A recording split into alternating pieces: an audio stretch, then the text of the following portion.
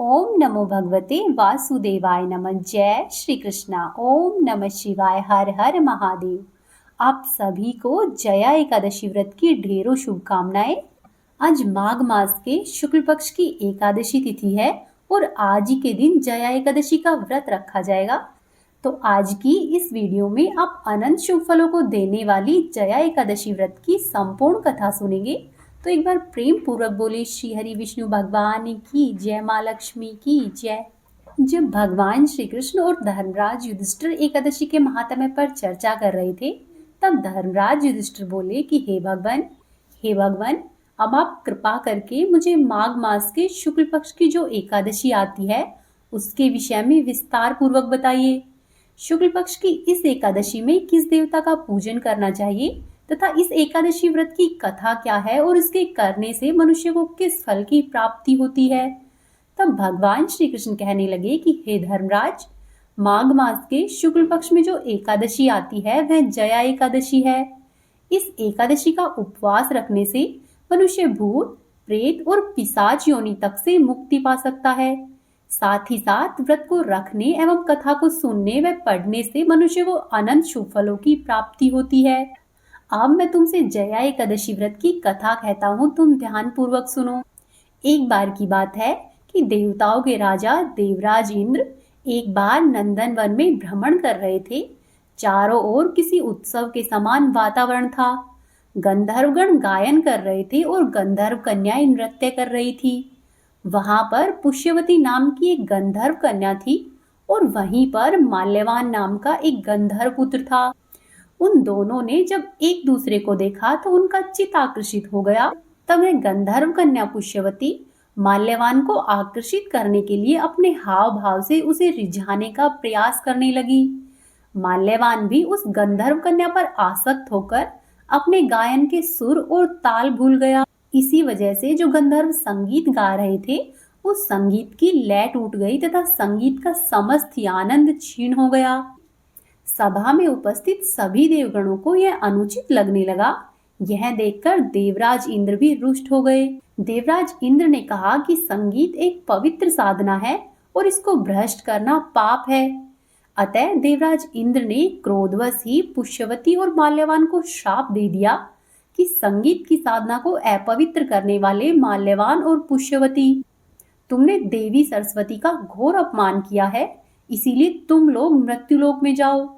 गुरुजनों की सभा में असंयम एवं लज्जाजनक प्रदर्शन करके तुमने गुरुजनों का भी अपमान किया है, इसीलिए अब से इंद्रलोक में तुम दोनों का रहना वर्जित है। अब तुम अधम पिशाच योनि में असंयमी के समान अपना जीवन व्यतीत करो। देवराज इंद्र के इस प्रकार श्राप देने पर वे दोनों अत्यंत ही दुखी हुए और हिमाचल पर्वत पर पिशाच योनि में जाकर दुख पूर्वक अपना जीवन बिताने लगे। फिर आगे भगवान श्री कृष्ण कहते हैं कि हे देवराज, वहां पर उन्हें गंध, रस, स्पर्श इत्यादि का तनिक भी बोध नहीं होता था। वे दोनों असहनीय दुख सहने लगे। रात और दिन में उन्हें एक क्षण के लिए भी निद्रा नहीं आती थी।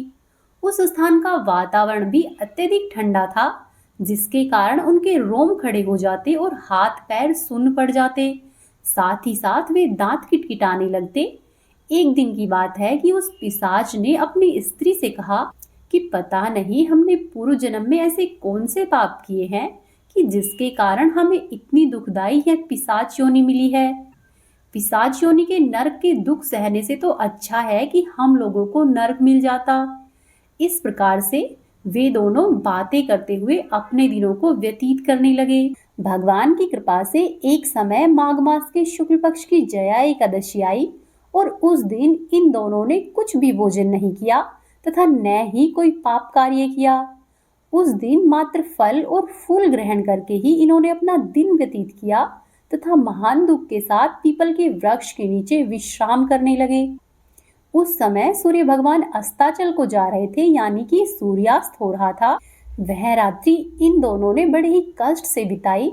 दूसरे दिन जैसे ही सुबह हुई तो प्रभु की कृपा से इनकी पिशाच योनि मुक्त हो गई और ये दोनों फिर से अत्यंत ही सुंदर हो गए। वह अप्सरा अत्यंत ही सुंदर रत्न और आभूषणों से सुसज्जित थी और गंधर्व की देह भी अत्यंत सुंदर हो गई। तथा सुंदर वस्त्रों एवं आभूषणों से अलंकृत होकर दोनों ही स्वर्गलोक की ओर चले गए। जिस समय ये दोनों स्वर्गलोक को जाने लगे, उसी समय देवगण और गंधर्व इनकी स्तुति करते हुए पुष्प वर्षा करने लगे। वहां पर जाकर इन दोनों ने देवेंद्र को दंडवत प्रणाम किया। देवराज इंद्र ने भी जब इन्हें देखा तो वे महान आश्चर्य में पड़ गए और उन्होंने पूछा कि हे माल्यवान, तुम्हें पिशाच योनि से किस प्रकार से छुटकारा मिला है? मुझे यह सारा वृतांत सुनाओ। देवेंद्र की बात सुनकर माल्यवान ने कहा कि हे देवेंद्र, श्रीहरि की कृपा तथा जया एकादशी व्रत के पुण्य के प्रभाव से हमें पिशाच योनि से मुक्ति मिली है। तब इंद्र ने कहा कि हे माल्यवान, एकादशी व्रत करने से तथा भगवान श्रीहरि की कृपा से तुम लोग पिशाच योनि को त्याग कर अब पवित्र हो गए हो। इसीलिए हमारे लिए भी वंदनीय हो, क्योंकि भगवान शिव तथा भगवान विष्णु के भक्त हम देवताओं के लिए भी वंदना करने योग्य है। इसीलिए आप दोनों धन्य हैं, अब प्रसन्नता पूर्वक देवलोक में निवास करो। फिर आगे भगवान श्री कृष्ण कहते हैं कि हे युधिष्ठिर, इस जया एकादशी के उपवास से जिस मनुष्य की बुरी से बुरी योनि हो, वह भी सहज रूप से छुटकारा पा लेता है। जो भी मनुष्य इस एकादशी के व्रत को करता है, उसे तो मानो जप, तप, यज्ञ और दान के जितना पुण्य मिलता है। जो भी मनुष्य श्रद्धा पूर्वक इस एकादशी का व्रत करता है, वह सहस्त्रों वर्षों तक स्वर्ग में वास करता है। और प्रेम पूर्वक बोलिए श्री हरि विष्णु भगवान की जय। अब आप सुनिए एकादशी माता की कहानी, जो कि एकादशी के व्रत में आवश्यक रूप से कही या फिर सुनी जाती है। एक बार की बात है, एक बूढ़ी अम्मा थी। बूढ़ी अम्मा 12 मासी एकादशी का व्रत किया करती। एक बार एकादशी का दिन आया तो बूढ़ी अम्मा ने बड़ी ही भक्ति भाव और चाव से व्रत रखा, पूजा अर्चना की। वैसे तो बूढ़ी अम्मा को इस वृद्धावस्था में क्या ही चाहिए था, परंतु फिर भी बूढ़ी अम्मा ये सोचकर व्रत रखा करती कि मेरे व्रत रखने से इनका पुण्य फल मेरे आने वाली पीढ़ियों तक को मिलेगा। इससे मेरे पुत्र पौत्र और नाती नातिनों को भी सौभाग्य मिलेगा। ऐसा सोचकर बूढ़ी अम्मा एकादशी के सभी व्रत रखती। एक बार व्रत के दौरान बूढ़ी अम्मा को बहुत प्यास लगी। उन्होंने खुद को रोके रखने की कोशिश की। दिन में पूजा पाठ किया, कथा सुनी और पंडित जी को मिट्टी के पात्र में भरकर पानी और ऋतुफल दान में दिए। दोना भर भर कर बूरा बाटी। उन्हें गर्मी के कारण बहुत अधिक बेचैनी हो रही थी। इस कारण से बड़ी देर तक बूढ़ी अम्मा पानी में बैठी रही, पानी के कुल्ले करती रही, मुंह धोती रही, परंतु पानी नहीं पीती। धूप बहुत तेज पड़ रही थी, इस कारण से उनका मुंह बार बार सूख रहा था और बूढ़ी अम्मा की बेचैनी बढ़ती जा रही थी। एक तो बुढ़ापा और दूसरी इतनी भयंकर गर्मी। वृद्धावस्था की स्थिति तो कुछ और ही होती है। जैसे तैसे करके रो धोकर बूढ़ी अम्मा का दिन तो कट गया, परंतु अब उनके सामने पूरी रात पहाड़ के समान थी। उसे काटना उन्हें बड़ा ही कठिन लग रहा था। खटिया पर पड़ी हुई थी, परंतु फिर भी अम्मा को शांति नहीं मिल रही थी। वे बार बार करवट बदलती रही। अनेक बार वे बाहर जाती और फिर से भीतर आ जाती। उन्हें न तो घर के अंदर शांति मिलती, न ही घर के बाहर। वे पड़े पड़े एकादशी माता का स्मरण करती रही और कहती कि हे माता, आप मेरी लाज रखिएगा, आप ही मुझे शक्ति दे दीजिएगा, जिससे कि मैं भली भांति अपने व्रत को पूरा कर सकूं और फिर ये पहाड़ की सी रात शांति पूर्वक बीत जाए। इस तरह से बूढ़ी अम्मा एकादशी माता से प्रार्थना करती रही, परंतु प्यास के कारण उनकी बेचैनी बढ़ती ही गई। उन्होंने धैर्य रखने का बहुत प्रयास किया, किंतु अंत में उनकी सहनशीलता टूट गई और वे घबराकर एकदम जोर से चिल्ला पड़ी कि बचाओ बचाओ। अम्मा का चिल्लाना सुनकर परिवार के सभी लोग आ गए। उसके बेटे, पोते, बहुए और अड़ोसी पड़ोसी सभी इकट्ठे हो गए। खटिया के समीप आकर उन्होंने पूछा कि अम्मा क्या हो गया, आप क्यों चिल्ला रहे हो? आप इस वृद्धावस्था में इतना कठिन व्रत क्यों कर रहे हो? तब अम्मा के पड़ोसियों ने भी कहा कि अम्मा, व्रत रखने की एक उम्र होती है, तुम इस उम्र में व्रत क्यों रख रही हो? परंतु अम्मा ने उनमें से किसी की भी एक बात नहीं मानी और उन्होंने निश्चय किया कि आज तो मैं एकादशी व्रत को पूर्ण करके रहूंगी। फिर अम्मा ने अपने बच्चों से कहा कि तुम ऐसा करो, मेरी छाती पर ठंडे पानी का एक घड़ा रख दो। अम्मा के बच्चों ने वैसा ही किया, पानी का घड़ा रख दिया। नातियों ने दादी की छाती पर ठंडे पानी का पात्र रख दिया। तब उन्हें थोड़ा बहुत आराम मिला और थोड़ी देर के लिए अम्मा ने अपनी आंखें बंद कर ली। एकादशी माता ने सोचा कि ये बूढ़ी अम्मा तो बहुत कठोर है, जरा जाकर इसकी परीक्षा लेती हूँ। ऐसा सोचकर एकादशी माता आधी रात को मुर्गा बनकर टेर लगाने लगी। मुर्गे की आवाज सुनकर दादी अम्मा जल्दी से उठी और बाहर जाकर आसमान की ओर देखा, किंतु आसमान में उन्हें कहीं भी प्रातःकालीन तारे नहीं दिखाई दिए। अम्मा सोचने लगी कि ये मुर्गा क्यों और कैसे बोल गया, परंतु उन्होंने फिर भी अपने व्रत का पारण नहीं किया। अब अम्मा का मन थोड़ा विचलित होने लगा। अंत में उन्होंने निश्चय किया कि मैं अपना व्रत नहीं छोड़ूंगी, चाहे मेरे प्राण ही क्यों न निकल जाए। ये सोचकर वे फिर से अपनी खटिया पर पड़ गई। थोड़ी देर बाद एकादशी माता ने फिर से उसकी परीक्षा लेनी चाहिए। अब एकादशी माता ने एक छोटी सी बालिका का रूप धारण किया और एक गिलास में शरबत लेकर अम्मा के सिरहाने आकर खड़ी हो गई और जोर से बोली कि दादी, सवेरा हो गया है, उठो और शरबत पी लो। पहले तो अम्मा ने शरबत का गिलास देखा और उनका मन ललचाने लगा, परंतु फिर उन्हें याद आया कि मेरा तो एकादशी का व्रत है, मैं शरबत कैसे पी सकती हूँ। फिर वे शांतिपूर्वक अपनी खटिया पर लेटी रही, कुछ नहीं बोली। थोड़ी ही देर में एकादशी माता वहां से अंतर्ध्यान हो गई। फिर थोड़ी देर बाद अम्मा को ऐसा लगा कि जैसे किसी ने उसे कुएं में पटक दिया हो, पर अम्मा बड़ी देर तक उस कुएं के अंदर हाथ पैर चलाती रही, किंतु उन्होंने अपने मुंह में पानी की एक बूंद भी नहीं जाने दी। वे दृढ़ता पूर्वक अपने व्रत का पालन करती रही। थोड़ी ही देर में न जाने कहां से उनके सामने आग जलने लगी, जिससे कि गर्मी बढ़ने लगी और प्यास के कारण प्राण निकलने को ही थे। किंतु बूढ़ी अम्मा का कुछ भी नहीं बिगड़ा, वे जहां की तहां बैठी रही। थोड़ी देर में अम्मा को ऐसा लगा कि बाहर जोर से प्रकाश हो रहा है। अम्मा अपनी खाट से उठी और बाहर जाकर देखा तो अभी सवेरा होने में 3-4 घंटे बाकी थे। यह जानकर अम्मा शांति पूर्वक इधर उधर घूमने फिरने लगी। एकादशी माता ये बात अच्छे से समझ गई कि ये बूढ़ी अम्मा किसी भी प्रकार से अपने व्रत को नहीं तोड़ेगी। वे उनके व्रत के निश्चय को अच्छी तरह से समझ गई और फिर अपने धाम को चली गई। सवेरा होते ही बूढ़ी अम्मा ने स्नान किया, भगवान का पूजा पाठ किया, तुलसी माता की पूजा की, एकादशी माता की कथा सुनी, तुलसी माता की कथा सुनी, ब्राह्मणों को दक्षिणा दी, भोजन कराया, तब जाकर उन्होंने जल ग्रहण किया। फिर अम्मा ने कन्याओं को भोजन कराया और उसके बाद स्वयं भी भोजन किया। उस व्रत के प्रभाव से बूढ़ी अम्मा की आयु में वृद्धि हो गई।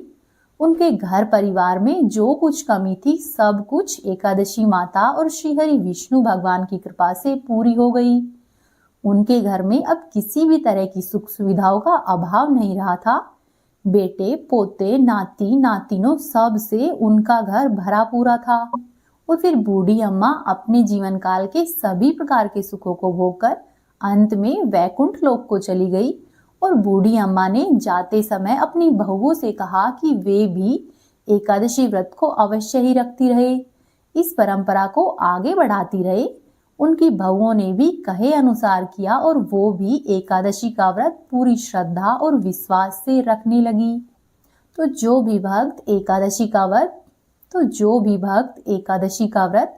पूरे विश्वास और श्रद्धा से रखते हैं, श्री हरि विष्णु भगवान, एकादशी माता, तुलसी जी और माँ लक्ष्मी की उन्हें विशेष कृपा मिलती है और उनके दुख दरिद्रता दूर होने लगते हैं और मनोवांछित फल की प्राप्ति होती है।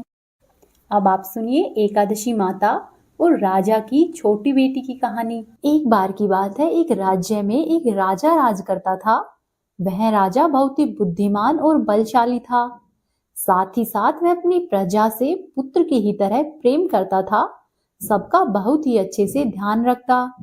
प्रजा भी अपने राजा से बहुत प्रसन्न थी। राजा की 2 बेटियां थी। राजा अपनी दोनों बेटियों से बहुत प्रेम करता। राजा की छोटी बेटी दिखने में बहुत सुंदर थी, साथ ही आकर्षक भी थी। वहीं राजा की बड़ी बेटी छोटी बेटी के मुकाबले में थोड़ी कम सुंदर थी। राजा की छोटी बेटी ग्यारस माता की पूजा किया करती। साथ ही उसका व्यवहार भी सभी लोगों के प्रति बहुत अच्छा था। इस वजह से सभी लोग राजा की छोटी बेटी को अधिक प्रेम किया करते और उसकी बहुत अधिक प्रशंसा भी किया करते। राजा भी अपनी छोटी बेटी को बड़ी बेटी से अधिक प्रेम करता, जिसके कारण राजा की बड़ी बेटी को अपनी बहन से नफरत होने लगी। धीरे धीरे दिन बीतते गए और राजा की दोनों बेटियां बड़ी हो गई। तभी एक पड़ोसी राज्य में रहने वाला राजकुमार राजा की बड़ी बेटी के लिए रिश्ता लेकर आया। लेकिन जैसे ही उस राजकुमार ने राजा की छोटी बेटी को देखा, तो उस राजकुमार को पहली नजर का ही प्रेम हो गया। राजकुमार ने राजा से प्रस्ताव रखा कि मैं आपकी बड़ी बेटी से नहीं, मैं आपकी छोटी बेटी से विवाह करना चाहता हूँ। राजा ने भी इस प्रस्ताव को सहर्ष स्वीकार कर लिया, परंतु राजा की बड़ी बेटी यह देखकर अपनी बहन से और अधिक ईर्ष्या करने लगी। अब तो उसने अपनी बहन को अपना सबसे बड़ा दुश्मन मान लिया। राजा की बड़ी बेटी ने अपनी छोटी बहन से बदला लेने का निर्णय किया, जिसके लिए उसने अपनी छोटी बहन को मारने की योजना बनाई। राजा की बड़ी बेटी ने अपनी छोटी बहन को मारने के लिए सबसे पहले जहर मिलाकर एक लड्डू बनाया और अपनी बहन से कहा कि बहन, ये प्रसाद है, इसे ग्रहण करो। राजा की छोटी बेटी ने उसे खा लिया और एकादशी माता की कृपा से उसे कुछ भी नहीं हुआ। यह देखकर बड़ी बहन बहुत ही आश्चर्यचकित हुई, लेकिन उसने हार नहीं मानी। और फिर कुछ दिनों के बाद जब राजा की छोटी बेटी अपने कक्ष में सो रही थी, तब राजा की बड़ी बेटी ने एक मटके में सांप रखकर अपनी बहन के कमरे में छोड़ दिया। लेकिन सांप ने भी छोटी बेटी को कुछ नहीं कहा, वह चुपचाप चला गया। उसके बाद बड़ी बहन ने अपनी छोटी बहन से कहा कि चलो बहन, आज हम लोग कुएं से पानी लेकर आते हैं। ऐसा कहकर दोनों ही कुएं से पानी लाने के लिए गई। कुएं के पास पहुंचकर बड़ी बहन ने छोटी बहन को कुएं के अंदर धक्का दे दिया, परंतु एकादशी माता की कृपा से उसे कुछ नहीं हुआ। सकुशल वह बाहर आ गई। उधर बड़ी बहन हर बार असफल हो जाने के कारण बहुत क्रोधित होती जा रही थी और फिर उसने एक दिन अपनी बहन से ही पूछने का निश्चय किया। वह अपनी बहन के पास आई और कहने लगी कि मेरी प्यारी बहन, तुमको पता है भगवान ने सबकी मृत्यु तय करके रखी है और किस तरह से उसकी मृत्यु होगी यह भी तय किया है। तब राजा की छोटी बेटी बोली कि हाँ बहन, मुझे पता है। तब बड़ी बहन बोली कि क्या तुम्हें ये पता है तुम्हारी मृत्यु किस तरह होगी? तब राजा की छोटी बेटी बोलती है, हाँ बहन, मेरी मृत्यु वह जो तोता है, उस तोते के गले में जो हार है उसकी वजह से होगी। जब तक वह हार उस तोते के गले में है, तब तक मैं जीवित हूँ, और जैसे ही कोई उस तोते को मारकर हार को अपने गले में धारण कर लेगा, तब मैं मूर्छित हो जाऊंगी, और जैसे ही उस हार को अपने गले से उतारेगा तो मैं फिर से जीवित हो जाऊंगी। अपनी छोटी बहन की मृत्यु का राज जानकर बड़ी बहन बहुत ही प्रसन्न हुई और उसने अपनी बहन को मारने के लिए उसके पालतू तोते को ढूंढना शुरू किया। साथ ही छोटी बहन को इस बात का आभास हो गया, हो न हो कोई मेरी जान अवश्य ही लेना चाहता है। इसीलिए वह अपने पिताजी के पास गई और उसने अपने पिताजी से कहा कि पिताश्री, मेरी मृत्यु के बाद आप मुझे जलाइएगा मत, बल्कि मुझे अपनी पुरानी वाली हवेली में एक पलंग पर लिटाकर छोड़ दीजिएगा। अपनी छोटी बेटी की ये बातें सुनकर राजा बहुत आश्चर्यचकित हुआ और उसने अपनी बेटी से कहा कि क्या हुआ बेटी, तुम अचानक से इस प्रकार की बातें क्यों कर रही हो? तब राजा की बेटी ने बताया कि पिताजी, समय किसी के लिए कभी भी प्रतीक्षा नहीं करता, कब और क्या हो जाए हमें नहीं पता है। और फिर राजा ने अपनी बेटी से कहा कि ठीक है, 2-3 दिन में तुम्हारा विवाह है और इस समय तुम ऐसी बातें मत करो। लेकिन छोटी बेटी ने अपने पिताजी को मजबूर करके उससे वचन ले लिया। तब राजा ने भी अपनी बेटी की बात स्वीकार कर ली और 2-3 दिनों के बाद जब बेटी की शादी का समय आया, तब राजकुमार बारात लेकर वहां पर आ गया और राजकुमार व राजा की छोटी बेटी का विवाह धूमधाम से शुरू हो गया। जैसे ही राजा की छोटी बेटी राजकुमार के साथ फेरे लेना शुरू करती है, तो उसकी बड़ी बहन अपनी बहन के कमरे में जाकर उसके तोते को पकड़ लेती है और उस तोते को जान से मार देती है। साथ ही उस तोते के गले में जो हार था, उस हार को बड़ी बहन अपने गले में पहन लेती है। जैसे ही बड़ी बहन उस हार को अपने गले में पहनती है, तो उधर छोटी बेटी के 3.5 ही फेरे हुए थे और वह वहीं पर बेहोश होकर गिर जाती है। उसके बाद राजा ने बड़े बड़े नीम हकीमों को बुलाया और अपनी बेटी का इलाज करने के लिए कहा। राजा की बात सुनकर सभी वैद्यों ने राजा की बेटी का इलाज करने की खूब कोशिश की। उन्होंने राजा को बताया कि हे राजन, आपकी बेटी न तो मृत है और न ही जीवित है। हम सब ऐसा पहली बार देख रहे हैं। तब राजा ने वैद्य और नीम हकीमों से कहा कि ये बातें तुम लोग बाहर जाकर नहीं कहना। अगर तुमने ये बातें किसी को बताई तो मैं तुम्हें फांसी दिला दूंगा। ऐसा कहकर राजा ने अपनी छोटी बेटी को पुराने महल में ले जाकर एक पलंग पर लिटा दिया और वहां पर उसकी सुरक्षा के लिए कुछ सैनिकों का पहरा लगवा दिया। इसके बाद राजा अपने महल में वापस आ गया। तब राजा की बड़ी बेटी राजा के पास आई और कहने लगी कि पिताजी, अगर ये शादी संपन्न नहीं हुई तो आपकी बहुत बदनामी होगी। यदि आप कहो तो आपकी इज्जत रखने के लिए मैं राजकुमार से शादी करने को तैयार हूँ। उसके बाद राजा को भी अपनी बेटी की बात सही लगी और उसने अपनी छोटी बेटी के कपड़े पहनाकर बड़ी बेटी को मंडप में बिठा दिया। लेकिन राजकुमार यह बात जान गया कि यह तो मेरी पत्नी है ही नहीं। लेकिन फिर भी उस राजकुमार को मजबूरन राजा की बड़ी बेटी से शादी करनी पड़ी और बचे हुए फेरे उसके साथ ही लिए और इस प्रकार से विवाह संपन्न हुआ। जिसके बाद राजकुमार राजा की बड़ी बेटी को अपने महल में ले गया। राजकुमार राजा की बड़ी बेटी से ना तो बात करता और ना ही उसे पसंद किया करता था और ना ही उसके आसपास फटकता। और राजकुमार ने यह फैसला लिया कि मैं अपनी प्रेमिका को ढूंढ कर रहूंगा और यह जानकर रहूंगा कि उसके साथ क्या हुआ था। इसी तरह से धीरे धीरे दिन बीतते गए। एक दिन राजकुमार अपने घोड़े पर सवार होकर राजा के पुराने महल के पास पहुंचा। वहां पर उसने कुछ सैनिकों को देखा। महल के पास पहुंचकर राजकुमार ने जब उस महल को ध्यान से देखा तो वह समझ गया कि ये तो मेरे ससुर का महल है। ऐसा विचार करके वह महल के अंदर गया और जब उसने सैनिकों से पूछा कि तुम लोग यहाँ पर क्या कर रहे हो और इस महल के अंदर कौन है, तब सैनिकों ने बताया कि यहाँ पर राजा की छोटी बेटी है। यह सुनकर राजकुमार प्रसन्न हुआ और वह तुरंत ही अपनी प्रेमिका के पास पहुंच गया और उसकी सेवा करने लगा। जैसे ही रात हुई तो राजा की छोटी बेटी उठकर बैठ गई।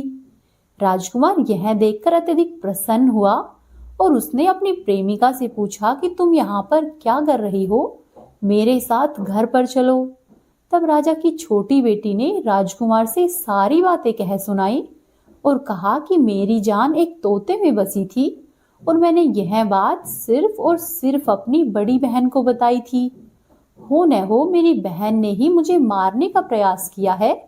उसके पास एक हार है जिसको वह सुबह होते ही पहन लेती है और रात को सोते समय उतार देती है।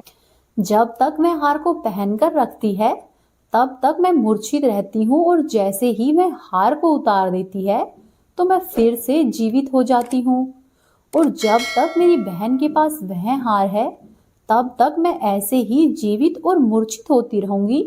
यदि मेरी बड़ी बहन के पास जो हार है वह हार मेरे हाथ लग जाए तो मैं हमेशा के लिए ही जीवित हो जाऊंगी। राजकुमार ने ये सब सुना और उसने निर्णय किया कि अब से मैं यहीं पर अपनी प्रेमिका के पास रहूंगा। और फिर उसने अपने बचे हुए फेरे वहीं पर राजा की बेटी के साथ लिए और इस प्रकार से अपना विवाह संपन्न किया। साथ ही अब वह राजा की छोटी बेटी के साथ राजा के पुराने महल में रहने लग गए। देखते ही देखते कुछ ही समय में राजा की छोटी बेटी और राजकुमार की पत्नी पेट से हो गई। एक दिन राजकुमार को किसी काम से बाहर जाना पड़ा। तब छोटी बहन के पेट में बहुत तेज दर्द होने लगा। जिसके बाद उसने ग्यारस माता को याद किया और ग्यारस माता वहां पर प्रकट हुई और अपने भक्तों के दुख दर्द को दूर किया। साथ ही उसे एक पुत्र प्राप्त हुआ और वहीं पर अचानक से राजकुमार आ गया। राजकुमार ने जब ग्यारस माता को देखा तो वह आश्चर्यचकित रह गया और उसने तुरंत ही माता को प्रणाम किया। तब ग्यारस माता ने राजकुमार से कहा कि जब तुम्हारा पुत्र 5 वर्ष का हो जाए तो तुम अपनी पत्नी का हार लेकर आना और उसके गले में डाल देना। देखते ही देखते दिन बीतते गए और अब राजा की छोटी बेटी और उस राजकुमार का पुत्र 5 वर्ष का हो गया। तो राजकुमार अपने बेटे से कहता है कि बेटा, मैं कुछ काम से बाहर जा रहा हूँ, तुम अपनी माता का अच्छे से ध्यान रखना। ऐसा कहकर वह वहां से चला जाता है और उस राजकुमार को वहां से बाहर निकलता हुआ बड़ी बहन के कुछ सैनिक देख लेते हैं और जाकर बड़ी बहन को सारी बातें बता देते हैं। जिसके बाद बड़ी बहन अपनी छोटी बहन के पुत्र को वहां से उठवा लेती है। वह अपनी छोटी बहन के पुत्र के 2 टुकड़े करवाती है। पहला टुकड़ा चक्की के पास छुपा देती है और दूसरा टुकड़ा अपने पलंग के नीचे रखती है। अब ग्यारस माता भिखारी का रूप लेकर उसके पास आती है। एक भिखारी का रूप रखकर बड़ी बहन के पास ग्यारस माता आकर भिक्षा मांगने लगती है। तब बड़ी बहन अपने नौकरों से कहती है कि जाओ और जाकर भिक्षा दे दो। जैसे ही नौकर ग्यारस माता को भिक्षा देने के लिए आते हैं तो माता रानी उनसे भिक्षा लेने से मना कर देती है और कहती है कि मैं तो तुम्हारी महारानी के हाथों से ही भिक्षा लूंगी। इसके बाद बड़ी बहन जब भिक्षा देने के लिए बाहर आती है तब माता एक बिल्ली का रूप लेकर उसके कक्ष में चली जाती है और वहां पर छोटी बेटी के पुत्र के दोनों टुकड़ों को आपस में जोड़ देती है। ऐसा करने से वह जीवित हो जाता है और उसे वहां से लेकर चली जाती है। फिर कुछ दिनों के बाद राजकुमार अपने बेटे को लेकर बड़ी बहन के पास आता है और उससे कहता है कि यदि तुमने मेरे पुत्र का अच्छे से ध्यान रखा तो ही मैं तुमसे बात करूंगा। एक दिन राजकुमार अपने बच्चे से कहता है कि तुम ऐसा करो, अपनी बड़ी मम्मी से इसके गले का हार मांग लो। इसके बाद राजकुमार का लड़का अपनी बड़ी माँ के पास जाता है और कहता है कि माँ, मुझे तुम्हारा यह हार बहुत अच्छा लगा है, तुम यह हार मुझे दे दो। यह सुनकर वह पहले तो बहुत क्रोधित होती है क्योंकि उसे यह पसंद नहीं आता कि वह किसी को भी इस हार को दे। पर फिर वह सोचती है कि राजकुमार ने कहा है कि यदि मैं इस बच्चे का अच्छे से ध्यान रखूंगी तो वह मुझसे बातें करेगा। यह बच्चा ही तो है, हार से क्या करेगा, खेलकर मुझे वापस दे देगा। ऐसा सोचकर उसने उस हार को उतारकर बच्चे से दे दिया। बच्चा तुरंत ही उस हार को लाता है और अपने पिताजी को दे देता है और तभी राजकुमार अपने बेटे को लेकर वहां से जाने लगता है। साथ ही बड़ी बहन से कहता है कि तुम हमारे लिए खाना बनाकर रखना, मैं शाम को आकर तुम्हारे साथ खाना खाऊंगा। ऐसा कहकर मैं अपने बेटे और हार को लेकर छोटी बहन के पास जाता है। जब वह राजा की छोटी बेटी के पास पहुंचता है तो उससे हार पहना देता है। साथ ही अब वह हमेशा के लिए ठीक हो जाती है। फिर वह राजकुमार और राजा की छोटी बेटी राजा के पास जाते हैं और उससे सारी बातें कह सुनाते हैं। यह सुनकर राजा अपनी बड़ी बेटी की करतूतों से बहुत क्रोधित होता है। साथ ही अपनी परवरिश को भी दोष देने लगता है और राजकुमार को आदेश देता है कि अब से तुम मेरी छोटी बेटी के साथ ही हमेशा के लिए रहोगे, बड़ी बेटी से तुम्हारा कोई वास्ता नहीं होगा। ऐसा कहकर वह अपनी छोटी बेटी को राजकुमार के साथ प्रेम पूर्वक विदा करता है। साथ ही अपनी बड़ी बेटी को घर पर बुलाकर उसे उचित दंड देता है। इस तरह से ग्यारस माता की कृपा से छोटी बेटी के जीवन में जितने भी मुश्किलें आई, सब मुश्किलें ग्यारस माता की कृपा से दूर होती गई। हे ग्यारस माता, जैसे आप राजा की छोटी बेटी पर प्रसन्न रही है वैसे ही हम सभी पर रहना। इस कहानी को कहने वाले, सुनने वाले और होकारा भरने वाले सब पर अपनी दया दृष्टि बनाकर रखना, सबका भला करना। बोलो ग्यारस माता की जय, तुलसी माता की जय, श्री हरि विष्णु भगवान की जय। अब आप सुनिए तुलसी माता की कहानी। सावर्णी मुनि की पुत्री तुलसी अपूर्व सुंदरी थी। उनकी इच्छा थी कि उनका विवाह भगवान नारायण के साथ हो, इसीलिए इस इच्छा को पूरा करने के लिए तुलसी जी ने श्री नारायण की तपस्या बद्री वन में की।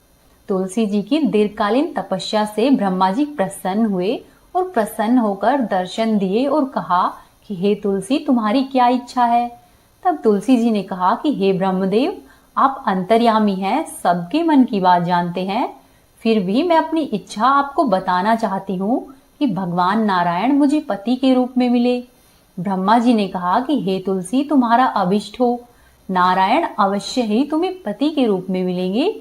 किसी अपराध के कारण तुम्हें श्राप मिला है। इसी प्रकार भगवान श्री नारायण के एक पार्षद को भी दानव कुल में जन्म लेने का श्राप मिला हुआ है। उसमें नारायण का अंश विद्यमान रहेगा। इसीलिए इस जन्म में पूर्व जन्म के पाप के शमन के लिए संपूर्ण नारायण तो नहीं, नारायण के अंश से युक्त दानव कुल में जन्मे उस श्रापग्रस्त पार्षद से तुम्हारा विवाह होगा। श्राप मुक्ति होने पर भगवान श्री नारायण सदा सर्वदा के लिए तुम्हारे पति हो जाएंगे। तब तुलसी जी ने ब्रह्मा जी के इस वरदान को स्वीकार लिया, क्योंकि मानव कुल में जन्म के कारण उन्होंने मायावी भोग तो भोगना ही था। अब तुलसी बद्री वन में ही रहने लगी। नारायण का वह पार्षद दानव कुल में शंखचूर के नाम से पैदा हुआ और कुछ समय के बाद ही वह भ्रमण करता हुआ बद्री वन में आया। वहां पर उसने तुलसी को देखा। उसको देखते ही वह तुलसी पर मोहित हो गया और तुलसी के सामने उसने विवाह करने का प्रस्ताव रखा। इतने में ही ब्रह्मा जी वहां पर आ गए और तुलसी जी से कहा कि तुलसी, शंखचूर को देखो, इसमें कैसा तेज है, इसका कैसा स्वरूप है। दानव कुल में जन्म लेने के बाद भी ऐसा लगता है मानो शरीर में नारायण का ही वास हो।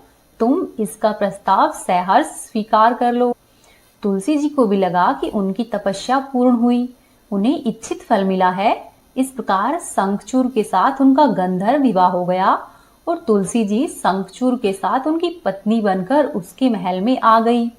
शंखचूर ने अपनी परम सुंदरी सती साध्वी पत्नी तुलसी के साथ बहुत दिनों तक राज्य किया। उसने अपने राज्य का इतना अधिक विस्तार कर लिया कि देवलोक तक उसके अधिकार में आ गए। वहीं स्वर्ग का सुख भोगने वाले सभी देवताओं की दशा अब दयनीय हो गई। शंखचूर धर्म पूर्वक राज्य करता था, वह किसी को भी कष्ट नहीं देता था। वहीं देवतागण अधिकार छिन जाने और राज्य छिन जाने से परेशान थे। तब सभी देवतागण मिलकर श्री ब्रह्मा जी, विष्णु जी और शिव जी की सभा में गए तथा सभी देवताओं ने अपनी विपत्ति कह सुनाई। तब ब्रह्मा जी ने कहा कि तुलसी परम साध्वी है, उसका विवाह मैंने ही शंखचूड़ से कराया था। शंखचूड़ को तब तक नहीं हराया जा सकता या नहीं मारा जा सकता जब तक तुलसी का सतीत्व नष्ट नहीं हो जाए। तब श्री विष्णु जी ने कहा कि शंखचूड़ पूर्व जन्म में मेरा पार्षद था।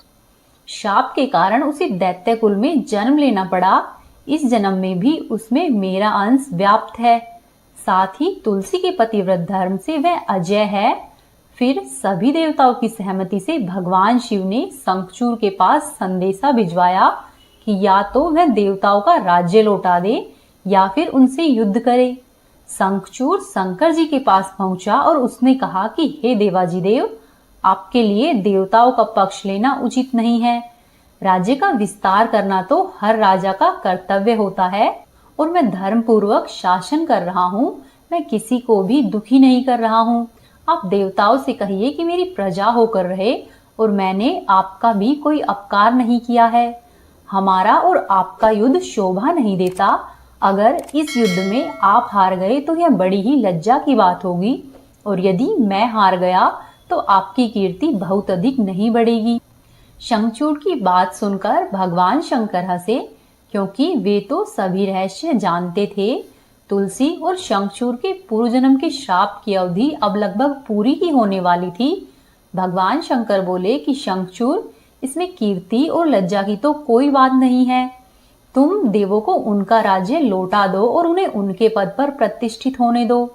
युद्ध से बचने का एकमात्र यही उपाय है। तब शंखचूड़ ने कहा कि मैंने तो युद्ध के बल से ही देवलोक को जीता है और अब यदि कोई देवलोक को वापस चाहता है तो उसे केवल युद्ध करके ही मैं वापस लौटा सकता हूँ। मेरा यह अंतिम निर्णय है।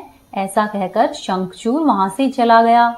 उसने अपने राजमहल में वापस आकर अपनी पत्नी तुलसी को सारी बातें कह सुनाई और कहा कि हे तुलसी, कर्म भोग सब काल सूत्र में बंधा हुआ है। जीवन में हर्ष, शोक, भय, सुख, दुख, मंगल और अमंगल सब कुछ काल के ही अधीन है। हम तो केवल निमित्त मात्र है। संभव है कि भगवान शिव देवों का पक्ष लेकर मुझसे युद्ध करे। तुम चिंता मत करना, तुम्हारा सती तेज मेरी रक्षा करेगा। और फिर दूसरे ही दिन भगवान शंकर के नेतृत्व में देवताओं ने युद्ध छेड़ दिया। शंखचूड़ ने भीष्म बाण की वर्षा करके सभी देवताओं के वेग को रोका। उनके प्रहार से देवतागण डगमगाने लगे। फिर शंखचूड़ ने दानवी शक्ति का प्रयोग करके मायावी युद्ध आरंभ कर दिया। युद्ध स्थल पर वह दिखाई नहीं देता, परंतु उसके अस्त्र और शस्त्र देवताओं पर प्रहार कर रहे थे। कई दिनों तक इसी तरह से भयंकर युद्ध चला। शंखचूड़ पराजित ही नहीं हुआ। तब भगवान शिव ने श्री विष्णु जी से कहा कि हे हरि, कुछ उपाय करो, अन्यथा मेरा सारा यश मिट्टी में मिल जाएगा। तब श्री विष्णु जी ने सोचा कि बल से तो शंखचूड़ को हराया नहीं जा सकता, अब इसे छल से ही हराना पड़ेगा। तब उन्होंने तुरंत ही अपने स्वरूप को शंखचूड़ जैसा बनाया और अस्त्र व शस्त्रों से सुसज्जित होकर वे तुलसी जी के महल में आ पहुंचे। वहां पर तुलसी जी के पास पहुंचकर बोले कि हे प्रिय, मैं युद्ध जीत आया। सारे देवता भगवान शंकर के समेत हार गए हैं। इसी खुशी में आओ, मैं तुम्हें अंक से लगा लूं। पति को प्रत्यक्ष खड़े देखकर और विजय का समाचार सुनकर तुलसी जी दौड़कर आई और मायावी शंखचूड़ के गले से लिपट गई। इस प्रकार पति पत्नी दोनों ने आलिंगन होकर खूब आनंद मनाया। इधर पराये पुरुष के साथ इस प्रकार के व्यवहार से तुलसी का सती तेज नष्ट हो गया। उनका सती तेज, जो कि शंखचूड़ के लिए एक कवच की तरह काम कर रहा था, अब वह नष्ट हो गया था। इसीलिए युद्ध के मैदान में शंखचूड़ शक्तिहीन हो गया और यह जानते ही भगवान शंकर ने अपने त्रिशूल से शंखचूड़ पर प्रहार कर दिया। त्रिशूल के लगते ही शंखचूड़ जलकर भस्म हो गया और शंखचूड़ के मरने का जानकर श्रीहरि विष्णु अपने असली रूप में आ गए और अपने सामने अपने पति के स्थान पर श्रीहरि विष्णु को देखकर तुलसी बहुत आश्चर्यचकित हुई। अब उसे पता चल गया था कि स्वयं नारायण ने उसके साथ छल किया है। तब क्रोध में आकर तुलसी जी ने श्रीहरि विष्णु को श्राप दिया कि एक स्त्री का सतीत्व भंग करने के अपराध में आप हृदयहीन पत्थर हो जाओगे। तब भगवान श्री हरि विष्णु ने तुलसी जी के श्राप को सिरोधार्य किया और कहा कि हे देवी, तुम्हारे और शंखचूड़ के कल्याण के लिए मुझे ऐसा करना पड़ा। तुम दोनों को श्राप से मुक्त कराना था। तुम भी अब अपना ये शरीर त्याग कर तुलसी के रूप में जन्म लोगी और मेरी पूजा तुलसी दल से होगी। मैं शालिग्राम पत्थर बनूंगा, मेरे शीश पर तुम सदैव ही विराजमान होगी। तुम्हारे पति की हड्डियों के चूर्ण से शंख की उत्पत्ति होगी और उसी शंख की ध्वनि से देवताओं और मेरी पूजा आराधना होगी। हे देवी, जहाँ पर शंख की ध्वनि होगी वहां मैं सदैव ही विराजमान रहूंगा। तुमने पूर्व जन्म में बद्री वन में मुझे पाने के लिए कठोर तपस्या की थी। अब अगले जन्म में मैं नारायण प्रस्तर के रूप में बद्रीनाथ वन में स्थापित होऊंगा और मेरी पूजा अर्चना फल फूल से नहीं होकर तुलसी दल से होगी। तुम सदैव ही मेरे शीश पर विराजमान होकर मुझसे भी ऊंचा पद प्राप्त करोगी और मेरा भोग भी तुम्हारे बिना स्वीकार नहीं होगा। प्रेम पूर्वक बोलिए श्री हरि विष्णु भगवान की जय, तुलसी माता की जय। तो ये थी आज की कथाएं। उम्मीद है आपको पसंद आई होगी। यदि आपको पसंद आई है तो चैनल को जरूर सब्सक्राइब कीजिए, वीडियो को लाइक करें और कोशिश करें कि अपने 1 या 2 दोस्तों के साथ वीडियो को शेयर करें। हरे कृष्णा।